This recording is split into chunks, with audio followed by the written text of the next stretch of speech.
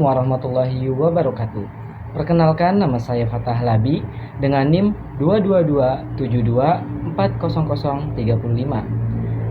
Saya dari program studi Pendidikan Guru Sekolah Dasar.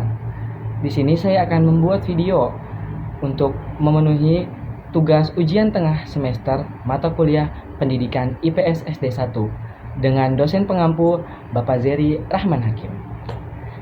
Nah, pada video kali ini saya akan membuat tinjauan kritis serta analisis dari kasus yang telah viral pada minggu-minggu ini, yaitu kasus siswa yang ketahuan merokok kepada kepala sekolahnya, di mana si siswanya ini ketahuan ngerokok di SMAN 1 Cimarga. Dalam kasus ini, saya akan meninjau dari 4 aspek. Yang pertama, dari perspektif hukum. Yang kedua, dari perspektif sosial dan budaya. Yang ketiga, dari perspektif nilai, moral, etika, serta adab. Dan yang keempat, dari perspektif profesionalisme kerja. Yang pertama, kita tinjau dari aspek perspektif hukum. Dari aspek ini sudah cukup jelas bahwa Indonesia itu mengatur anak-anak di bawah umur maupun siswa pelajar itu dilarang merokok sesuai dengan Undang-Undang Nomor 36 Tahun 2009 tentang kesehatan dan juga Peraturan Pemerintah Nomor 109 Tahun 2012 yang dimana menjelaskan bahwa produk tembakau merupakan zat adiktif yang berbahaya atau membahayakan kesehatan dan juga tidak boleh dikonsumsi oleh anak-anak maupun pelajar. Selain itu, sekolah merupakan kawasan dilarang merokok atau kawasan tanpa adanya rokok. Artinya, semua aktivitas merokok yang berada di dalam lingkungan sekolah itu sudah termasuk pelanggaran hukum. Bukan berarti hanya pelanggaran dari tata tertib sekolah itu tersendiri, tetapi juga sudah melanggar peraturan negara. Siswa yang merokok di dalam sekolah itu sudah masuk ke pelanggaran atau urusan internal, bukan lagi urusan dari pribadi masing-masing individu itu tersendiri. Itu sudah masuk ke ranah pelanggaran hukum yang berimplikasi lebih luas. Yang kedua, dari sudut pandang sosial dan budaya. Dalam hal ini, masyarakat di Indonesia khususnya di wilayah Banten masih menjunjung tinggi nilai kesopanan, nilai kepatuhan, dan juga nilai penghormatan kepada yang lebih tua, baik itu guru ataupun orang tua di rumah. Artinya, siswa ataupun pelajar yang telah merokok di kawasan lingkungan sekolah itu merupakan penyimpangan dari norma sosial itu tersendiri, di mana tindakan ini bukan hanya mencoreng nama baik pribadi individu itu tersendiri, tetapi telah mencoreng nama baik dari sekolah serta mencoreng nama baik dari angkatan sekolah itu tersendiri.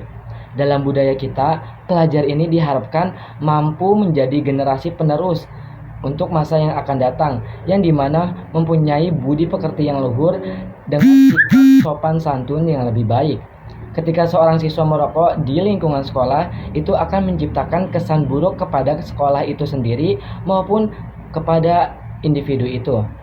Bahkan siswa yang telah merokok di lingkungan sekolah ini bisa mempengaruhi teman-teman yang tadinya tidak merokok ikut merokok di lingkungan sekolah tersebut. Dalam hal ini, faktor lingkungan pertemanan itu mempengaruhi dari individu itu tersendiri. Minimnya pengawasan dari orang tua juga mempengaruhi mereka untuk menjadi pemicu akibat dari perbuatannya tersebut. Maka penyelesaiannya tidak cukup hanya dengan menghukum, tetapi juga perlu pendekatan kultural dan juga sosial yang mendalam dari kedua belah pihak. Yang ketiga, dari perspektif moral, etika, serta adab. Dalam hal ini, sekolah bukan hanya sebagai tempat belajar ataupun menimba ilmu pengetahuan, tetapi sekolah ini merupakan tempat untuk membentuk karakter kepribadian dari si siswa tersebut. Merokok di lingkungan sekolah ini merupakan atau menunjukkan kurangnya kepribadian ataupun kesadaran moral dari si siswa tersebut terhadap apa yang baik dan juga apa yang buruk. Apalagi jika dilakukan secara sadar ataupun secara sembunyi-sembunyi.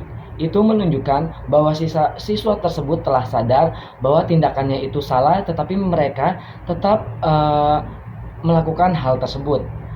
Etika pelajar seharusnya mencerminkan rasa hormat terhadap lingkungan sekolah maupun guru dan juga terhadap dirinya sendiri.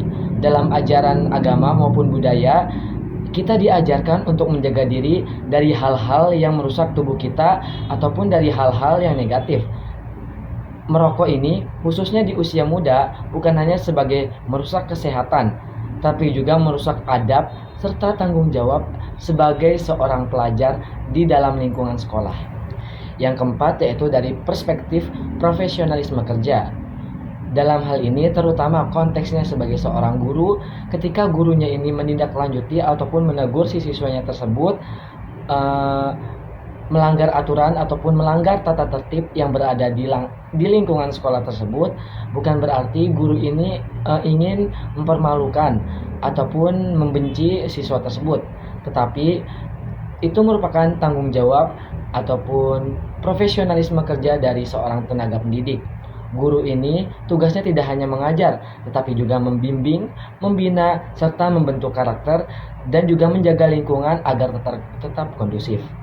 Jadi ketika seorang guru ini melaporkan pelanggaran atau bahkan memberikan sanksi kepada si siswanya tersebut, itu justru merupakan bentuk kasih sayang seorang guru terhadap si siswanya tersebut agar siswa tersebut tidak mengulangi kesalahan di masa yang akan datang dan untuk menyelamatkan masa depan si siswanya tersebut. Maka dari itu, kasus ini memang menjadi pembelajaran bagi kita semua, bagi semua pihak, bukan hanya untuk si siswanya tersebut, tetapi juga bagi guru, orang tua, maupun masyarakat sekitar. Mungkin sekian video penjelasan untuk kasus SMAN 1 Cimarga dari saya. Kurang lebihnya mohon maaf. Wassalamualaikum warahmatullahi wabarakatuh.